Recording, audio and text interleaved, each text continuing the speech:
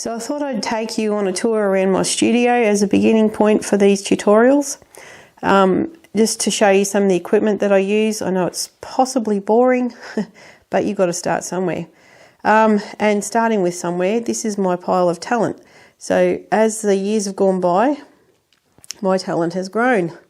The only way it grows is if you paint. I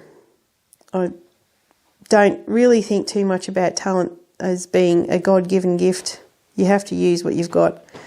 To begin with, I've got my Terps jar. So into this goes my brush washing stuff. I like the Zest It product. Gamsol is another alternative that you can use. Both of them are supposed to be fairly healthy and not toxic. At the end of the day, I give it a good swish out because all the paint settles to the bottom. And I tip the dirty Terps into these containers, and I don't know if you can see how the paint settles out at the bottom, but it certainly does, and then you can reuse it again. So it's pretty handy to keep recycling it, and you don't have to use that much. So I've got my trolley with my paint inside. Every drawer is a different colour, and sitting on top is my French mistress. Now she's a beauty. I do like this thing. I can close the box at the end of the day and keep my paint reasonably fresh. I won't talk too much about paint just at present, just knowing that having a layout, so one piece of advice would be to lay your paint out towards the edges, keep them clean of each other, try to lay them in a rainbow effect so that if you do get cross-contamination, it's not going to really destroy the paint. For example, if you get something like cyan blue in your yellow, it makes it messy and the yellow is not clean anymore, which is really frustrating. So onto mediums. I use the Pure Gum Terps to do washes on my canvases. I use particularly for the landscapes and that sort of thing. The Odorless Lean I use when I do landscapes on little boards, the smoother boards. I quite like that stuff for that. And the other jar that doesn't have a label is a mix of raw linseed oil and Terps, 2 parts Terps to 1 part raw linseed oil. That is sort of a fairly traditional medium that my first mentor taught me. He used to use it to mix into all of his paint. I use it when I've got paint that's a little bit stiff and dry. The May Marie paint that I've got set out today is not stiff and dry. It's probably the oiliest, most beautiful buttery paint you'll find, I think. It's up there with it anyway. The other piece of equipment, or some more equipment, is the trusty old rubbish bin. We love those things. No, actually, I really love this easel.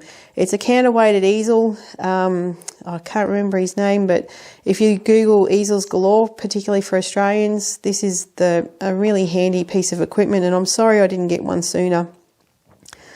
It's counterweighted, so all you have to do is just touch it with your finger and it'll go up and down. It is brilliant, especially if you've got really big canvases and you're working on something epic. Other equipment, I've got my calipers, the Willow charcoal. I like Willow because I can take it straight off the canvas. It doesn't leave marks. Pencils and things I don't tend to use, even compressed charcoal. Willow will come away and you'll get probably 99% back to the original canvas. Most other things leave marks and I don't like that much.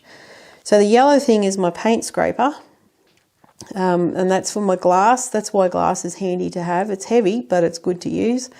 The whitish thing over to the right hand side there is my paint squeezer, so I just put the tube of paint into that and roll that up, much like those toothpaste squeezer things that you can get. I've also got my trusty old walking stick, marl stick. This thing, you often see those speed time-lapse videos where I lean on a stick as I paint. It helps me get control when I'm doing finer detail. I've also got my ruler, so when I grid up a canvas, if you think you can't draw a stick figure, this is the kind of equipment you can use to get around that.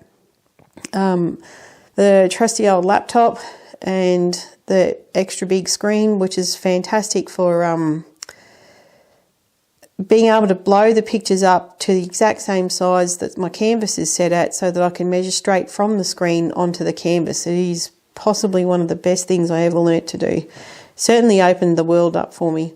Some more equipment, and that pile of crappy looking stuff is actually gloves. So I wear gloves while I paint because I paint so much. Over here is my workbench. This is where crap just gets thrown most of the time. But most importantly, these pieces of equipment I use on a fairly frequent basis. The green thing is an underpinner thing, so I can staple in boards into frames, my little landscapes and that sort of thing. The drill, I've got a pair of scissors to cut my pieces of fabric up. I use fabric to paint with and not to wipe my brush on, not paper towel. I think paper towel's a waste. Also, I find that fabric absorbs better, and we've got lots of old crappy shirts and towels and things around, so I just use those, or I go to the Salvos and get a bag full from those guys. Pliers, can't live without those, and my Fat Max. See my Fat Max? That is such a cool Fat Max. So my Fat Max is so groovy that there's no way in hell that this thing is going to disappear up in my husband's shed, because it stands out. I bought that specifically so that it wouldn't wander away. Now, in transitioning into sorting out all this equipment and understanding how to operate this machine that I'm driving right now, I've piled all my junk on my paint brushes. So I'll go through paint brushes later, and palette knives and that sort of hoo-ha. Just know that that paint roll is one of the best gifts I've ever had from a friend, particularly for my art. It's just been brilliant. You can go plein air with it, and it keeps your brushes safe, and yeah, really great little piece of equipment and DIY. And the last thing, but not the least, this little black duck does not work very well without her pots of tea. So if you really want to know what my true secret is, it's green tea. Actually, no, it's jasmine.